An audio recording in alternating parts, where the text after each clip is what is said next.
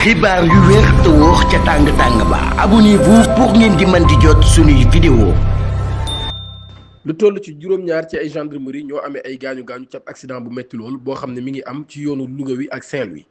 yoonu Louga bi ak Saint-Louis ab accident moo fa am ci benn oto gendarmerie aku particulier boo xam ne nag am na juróom-ñaari nit yoo xam ne ñoo ci jëlee ay gaañu-gaañu loolu nag amal samedi bi 7h jotee la boobu le mbir daal di xew. ba tey information yi nga xam ne nag moom lañ jëlee ci Seneweb ñun daal mi nga xam ne bilan bi nag di toll na daal 7 gendarmerie yoo xam ne nag ñoom ñoo amee ay gaañu-gaañu ñoom ñu ne daal mi nga xam ne nag yóbbu nañ leen ca hôpital bi nga xam ni mooy hôpital centre hospitalier régional bu Amadou Sakhir Mbaye de Louga. loolu nag dafay dikkaat rek ci li ma doon wax fan yi ci accident yi nga xam ni bari na lool ci réewum Sénégal ñu koy gis ci tali yi parce que barki démb rek bu yàggul dara dégg nañ ab accident boo xam ni ki ñu doon àtte mu am 21 ans mu amal ab accident mbëkk koo xam ni ay atam mi ngi ci 38 ans. te bi ñu laajee ki doon dawal dañ ni koo xam ni la da doon dawal doon jëfandikoo ab xeetu stupéfiant maanaam ab xeetu drogue ba ab accident daal cay am ba am ku ci ñàkk bakkanam te pourtant bi ñu ko attee 1 an lañ ko tëj si yoo xam ni dañ koy amende 500 000 de francs CFA. loolu doon naa ci wax barki dem bu ma ni ana lan moo tax accident yi bu amee daan yi nga xam ni war nañ ko teg ci kaw ñi nga xam ne ñoo ko causé parce que accident nag mën na nekk lu naturel parfois waaye parfois aussi ay doomu adama ñoom ñoo koy causé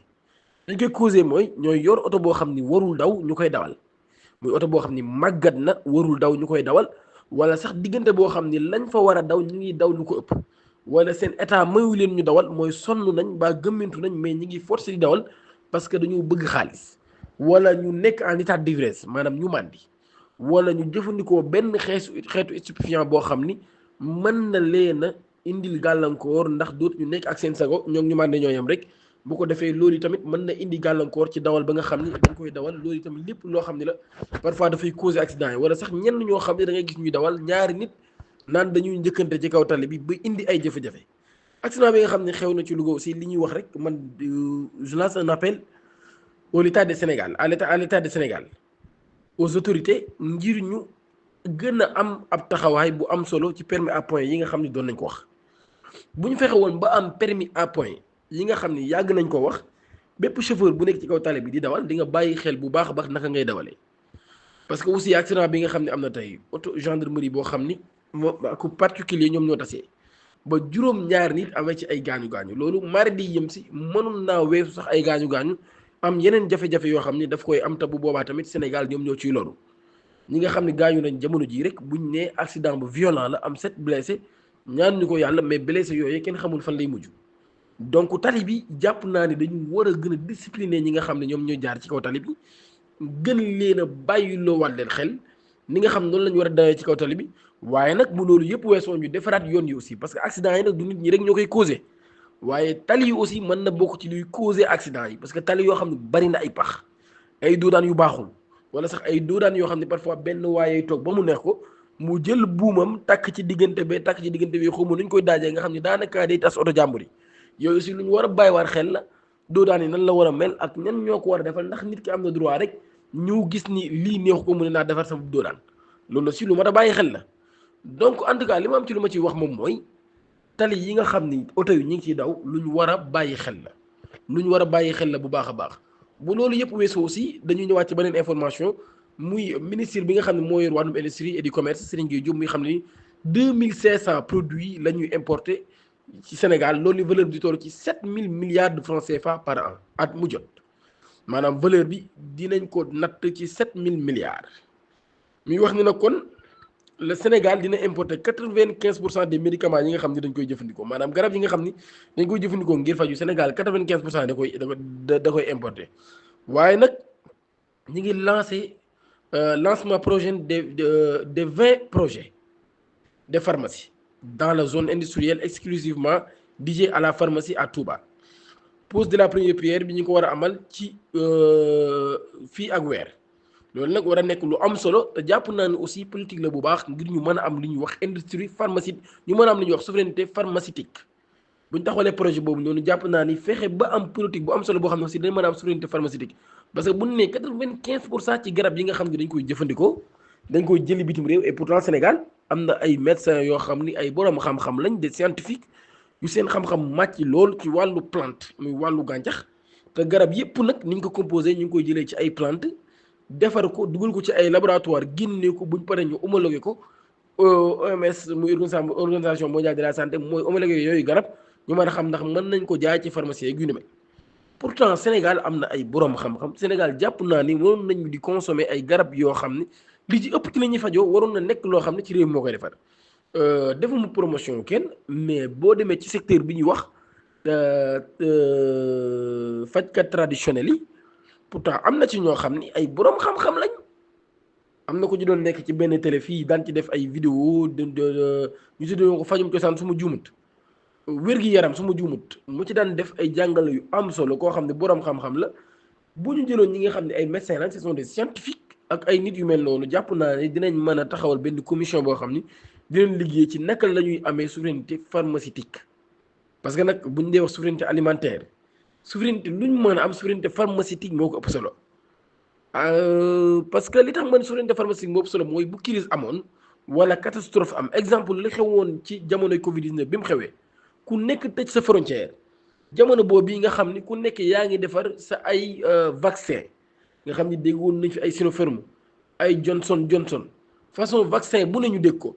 jamono boobu bu fekkoon tey ñu am li ñuy wax souveraineté pharmaceutique c'est-à-dire ci wàllum garab ñu ko doon jëlee ci réew mi. soit sax du ñàkk ñun dinañ mën a taxaw tamit liggéey ci wàllum vaccin loo xam ne xëy na doon nañ ko mën a jëfandikoo ngir xeexool boobu le virus duggoon fi mais pourtant ay milliards yu bari lañ jëloon génnee ko ngir mën a am ay vaccin yoo xam ni dañ koy jëfandikoo ngir mën a xeex boobu la feebar moo tax ma ni politique bu am solo la ngir ñu jéem a am li nga xam ne moo di souveraineté pharmaceutique ci réew mu mel ni réewum Sénégal parce que réewum Sénégal ni mu mel